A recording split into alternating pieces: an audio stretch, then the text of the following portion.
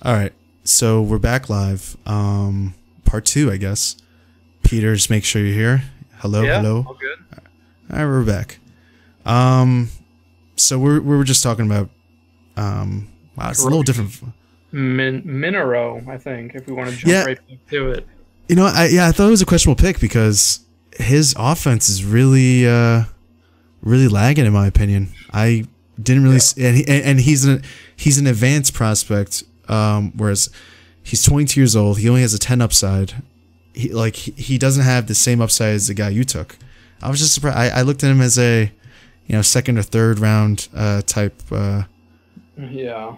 talent. He really looks to me like he's going to be a player that's going to switch teams like 4 times through free agency just because he's so unspectacular and no one wants to lock him up for that long and they don't really care about him. He's just sort of he's going to me, he looks like roster fodder at some point.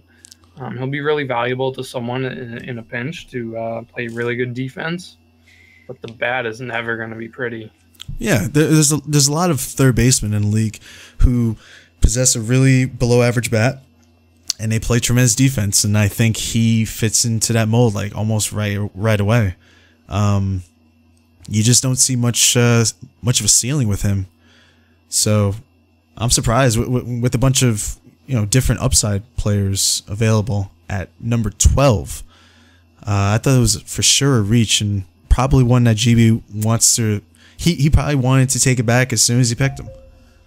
Yeah, I mean it's something that'll make Minnesota feel a little better because he won't be the only AL Central team below in the first round. We're down on AL Central today. We didn't even talk about. Yeah, I mean I didn't really like it. I was just shocked. I was definitely shocked.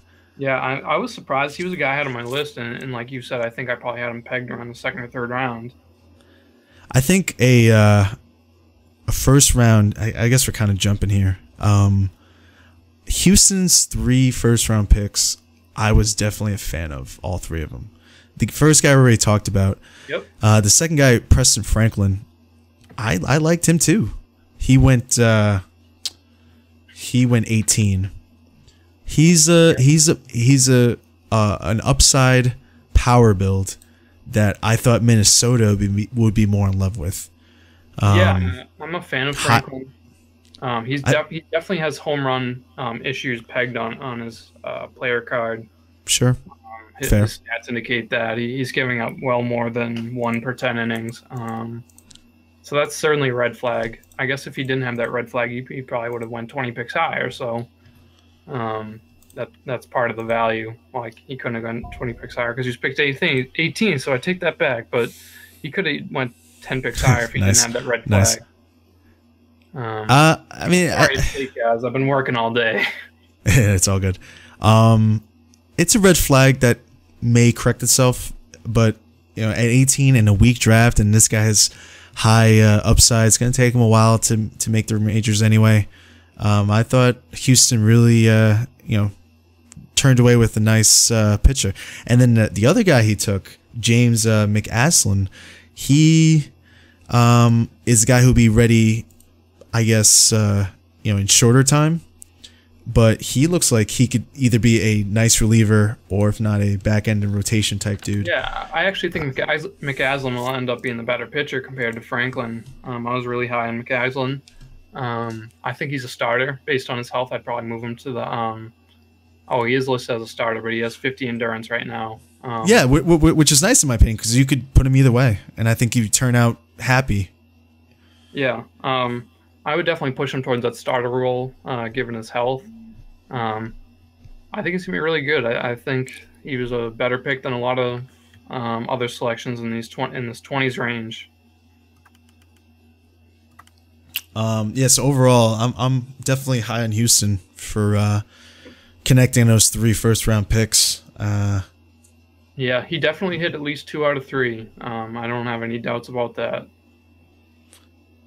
And I'm trying to. Any other first round picks you just want to shed some love to, or hate? It doesn't matter, love or hate. I mean, it was kind of unspectacular through the 20s. Ron Sully was a guy I had some interest in, but again, he probably got picked right at the slot that I would have anticipated. He went to Montreal. Yeah, he was sort of a first round talent. I went late first round. Good potential shortstop. Nothing really overwhelming to say about him. I took Pat Williams. He was a guy that, based on peak, was sort of slotted a lot higher than the late first. Again, with Pat Williams, I'm taking a guy that has a massive upside, in my opinion. And honestly, he looks like the type of dude who you're probably going to trade in a couple of years. Let's just throw it out there. Yeah, Let's just throw it out there. He looks like he looks like the classic guy you just drafted due to his high upside. He's going to look fancy in a couple of years, but he's going to have that high trade bait, which you might take advantage of, which I don't hate. But Pat Williams looks like the type of dude. I think he could turn out to be a nice right fielder. Nothing that jumps out at you. The thing I liked a lot about him is he gives a ton of flexibility to any team that can acquire him, or I can use him. Any outfield spot, so he fits into almost any lineup in some way. Yeah. And it's this draft really sucked. There's not really a lot of guys to get to like kind of throw some love into.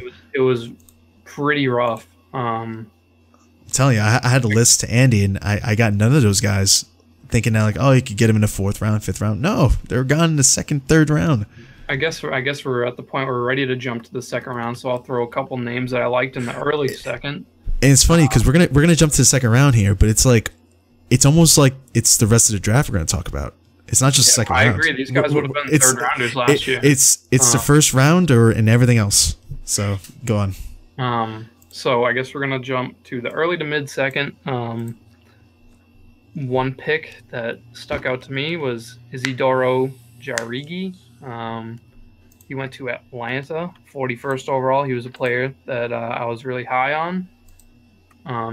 Jeff Davis, another one. I'm going to sort of go fire mode on this, and then you can sort of jump back on any guys. Sure. Jeff Davis, 43rd overall, Kansas City. It was sort of a run of pitchers in this range that I was a fan of. Kevin Rose was another guy that I liked. He went to Chicago, 45th. So there was a big pitcher run at this point with a number of good names. I agree with you with pitcher run. I was a huge fan of Kevin Rose.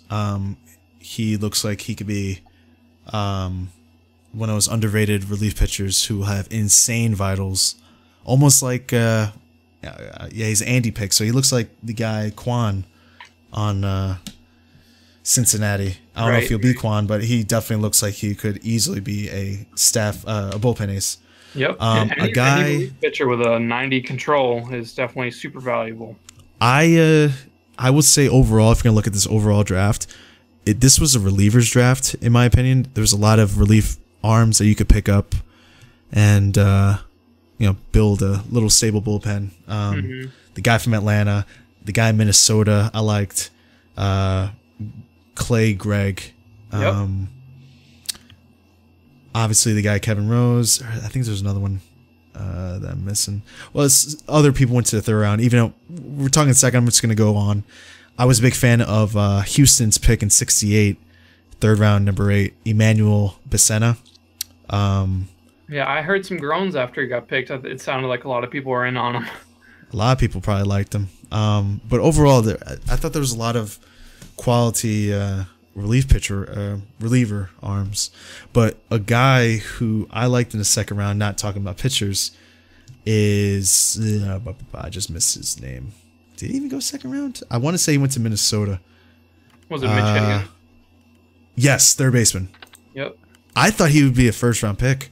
He looks like a nice FCM 3rd baseman that, And so the Minnesota Twins draft podcast goes on.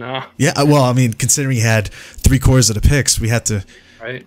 Yeah, I was also a big fan of Mitch Higgins. Little redemption for his draft at this point. Yeah. Higgins has a lot of upside. The bat you're going to love there at 3rd base, no matter what. He's going to be one of the best defensive 3rd basemen you're going to find, and the bat's pretty damn projectable. I think there's a lot to like about Mitch Higgins. Lots to like about him. I'm just shocked he fell so far because there was definitely there wasn't a lot there wasn't a lot not to like about Mitch Higgins, and with the way 3rd basemen are in this league, at least currently. Yeah, it's. I want to jump back to that pitcher run for a second. I think the pitcher run that happened between, I guess, pick 30 and pick 45. I think that really screwed up a lot of teams' boards. I think a lot of people are eyeing those guys. Oh, I want to get this guy in the late second, early third. I'm going to map out how my draft's going to go based on that. I think that really screwed up a lot of people. I don't know everybody's board, obviously, but I think that really threw a wrench at a lot of people. Probably, I could see that. I guess since you're heavy on the pitchers, I'll go hitter. Third round? No, second round to St. Louis, Orlando Diaz. I think that this guy could be a low-key, really quality player. Lefty, ton of power. He plays enough defense that you could throw him out there and right. He could be pretty damn good if he hits all his jumps. Yeah, he has massive power upside, and you love that out of a lefty like that. Massive power upside. Yeah, it's definitely a good value in the second round. And GD has a knack. GD has a knack of picking up these guys. Yeah, he's gonna be one of those guys that's definitely battling his contact to stay relevant. So he's gonna be a player that for one sim you're gonna look at him and he's gonna have an OPS of 1.5 and like 10 home runs. He's going to go off. And then the next sim, he's going to be hitting 100, have like 2 RBIs in the last 10 days. And you're like, oh my God. So you're going to have to be able to live with the ups and downs of Orlando Diaz. But he's definitely, there's a lot to like there. But in the 162, he's going to have a 240 average with 40 bombs. And he's going to look like Adam Dunn. Yeah, it's possible. I don't know. May not be a bad comp. Fuck. Well, Adam Dunn was the worst fielder in baseball history. Well, this guy doesn't look so hot at it either. I mean, he's got he's got a good arm, but did Adam Dunn have a good arm? If so, then Orlando Diaz is Adam Dunn. Something like that.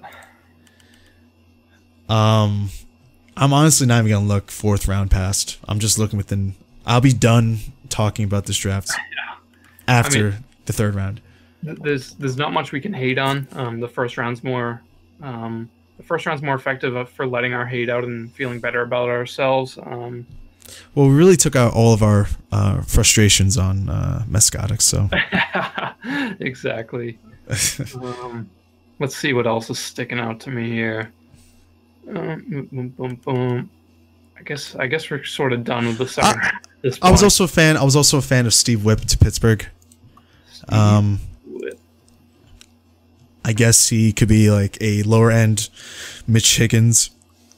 A little more limited upside, but he looks like he could be a solid player. Yeah, he'll be a valuable third baseman. The problem is if he doesn't become a starter, he's not ideal on the bench just because he's really. No, he has no. Yeah, besides third base, he's got nothing.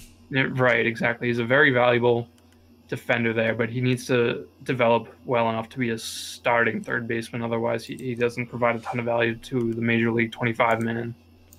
I agree, but I do like the player, nonetheless. So, I'll be honest, Peter. I'm tapped out. I can't pull any other player on my ass and be like, I like this guy, because that's it. I'm really fine cutting the pod off here. I think that's sort of fitting based on the draft. The guys 3rd round and beyond are going to require mogul magic. So there's not a lot to say other than that. I mean, there was not a lot of standouts after this point. Real quick, let's do a whip around the league. Any shocks in the National American League? Overall, I think the National League East has been surprising. Yeah, I mean, we could dedicate a whole podcast on that. Yeah. Are you you must be shaking your boots right now? No, I'm not shaking my boots. I've got plenty of confidence that it's going to turn it around. We're only 4 sims in.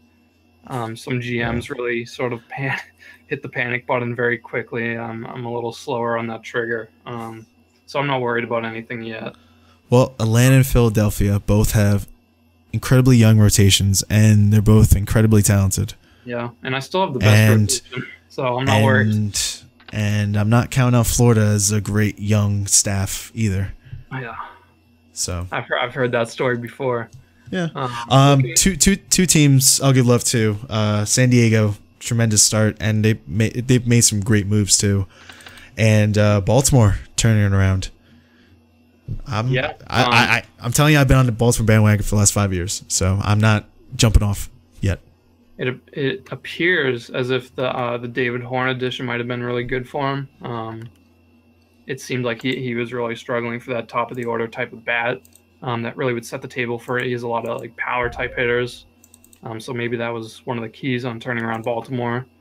In addition, his defense has improved since last season. The AL East is equally interesting. And we have a new GM in Boston, so that team could turn around too. Yeah, new old one. Nick has taken it to Boston. I thought Hick had a chance of taking it over, but apparently he's staying in San Francisco. But it'll be cool seeing Decker over there in Boston. Other than that, I mean, there's no glaring surprise. I mean, we knew Houston was continuing their rebuild out in the West. The AL Central looks basically exactly as you'd predicted. Maybe Minnesota's a little worse than you expect, but they've hit the rebuild button pretty hard. So yeah. There's no real surprises there. I guess the AL East and the NL East are probably the most interesting divisions at this point. Yeah, I would say 3 teams to keep an eye on: Florida, San Diego, and Baltimore. Those are my 3 teams to watch out for. Yep. So. I'm sure everybody is pining for Sim 5. It feels like we haven't had a proper Sim in quite a while, so I'm excited for it. I'm sure other members are ready to get the ball rolling again. Yeah, tomorrow's the day, and it seems like we're at the conclusion of our great 2075 draft recap, which was overall. But it's been fun, Peter. And yeah, it's been fun. Yeah. We'll do this again soon, all right? Peace out, FCM. All right, peace out, FCM.